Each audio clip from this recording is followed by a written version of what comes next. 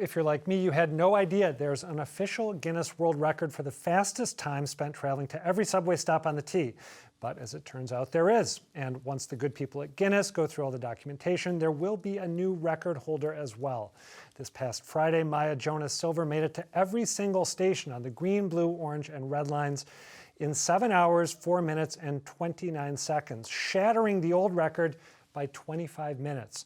The journey doubled as a Boston swan song for Jonas-Silver, who grew up in Dorchester and is about to move to New York City with her fiancé.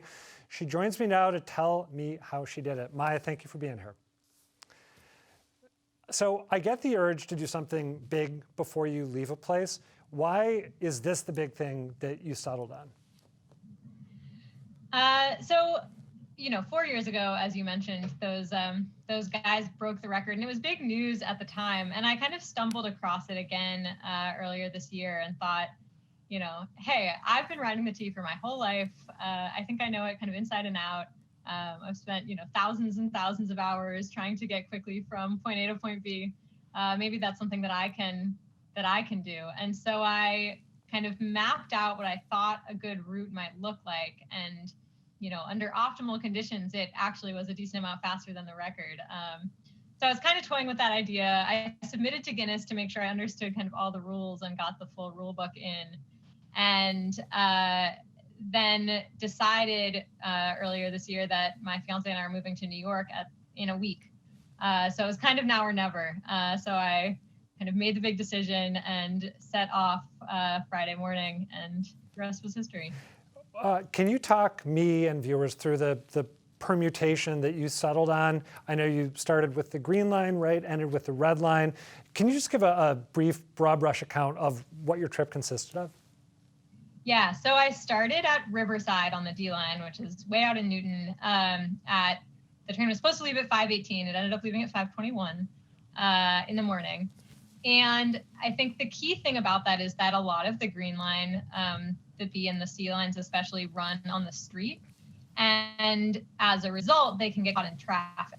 And I was trying not to get caught in traffic. So leaving that early on a Friday in the summer during COVID, I thought was probably a pretty effective way of avoiding that traffic. And I would say that worked pretty well.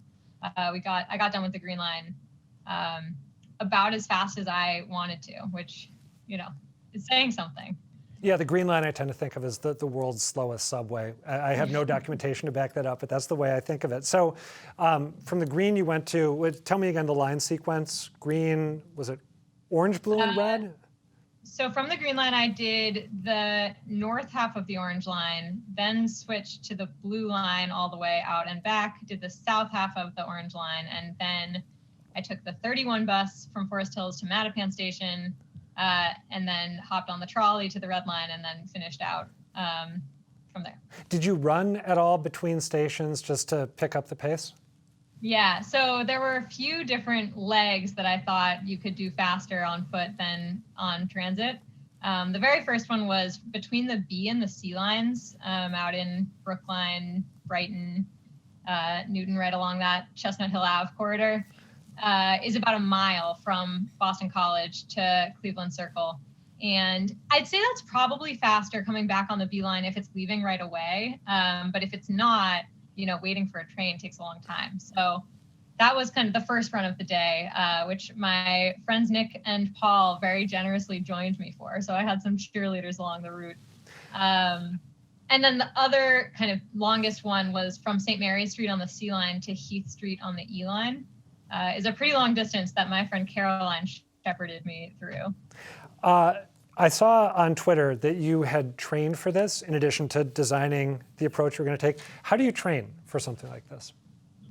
So I did a total, I think all in all, of about 3 miles of running, which many people who are runners would say is not that much. But for me, it was going from very low capacity to run to being able to kind of do that all in one day. So my kind of goal was to try to run a 10-minute mile, which again is not very fast. That's respectable. And I got a lot of help from different people just on training. And there's Nick and Paul, and Jack is in the corner, my fiance. And Jack's sister Ellen actually like took me on a run. She's a very driven person and really felt like we could get the time down. So mostly just running. That was the big kind of physical training piece. With the obvious caveat that you were going for a world record and your adrenaline must have been pumping, what does it feel like mentally and physically to sit on the tee for 7 hours straight? You know, it was not boring. At the beginning of the day, there was a lot of running involved. So it was definitely like nice to have the times on the tee, catch my breath. I also had to log every stop. I had to take a picture and then write down the arrival and departure time. So that was pretty active. Additionally, there were a couple, you know, all these different transfers had to be coordinated. So I was kind of checking train schedules, trying to figure out how close the connection was going to be, things like that. So it was pretty busy. The last week people were asking me like, are you loaded up on podcasts? And I was like, I don't think I'm having time for any podcasts. Yeah, it doesn't sound like a podcast situation. Sorry, I didn't mean to talk over you. The last leg was I took the red line all the way from Braintree to Alewife, which is like a 50-minute ride with, you know, no transfers to plan, nothing to do but hope everything went smoothly and take pictures. And that was the part where I started to feel stressed out. But before that, I was almost too busy planning to be stressed. I want to close by asking, we've got about 45 seconds left. You did it in just over 7 hours. Is it doable in under 7 hours? And if so, could you imagine yourself taking another crack at it? So my train from Ashmont, so Ashmont and Braintree lines connect at JFK.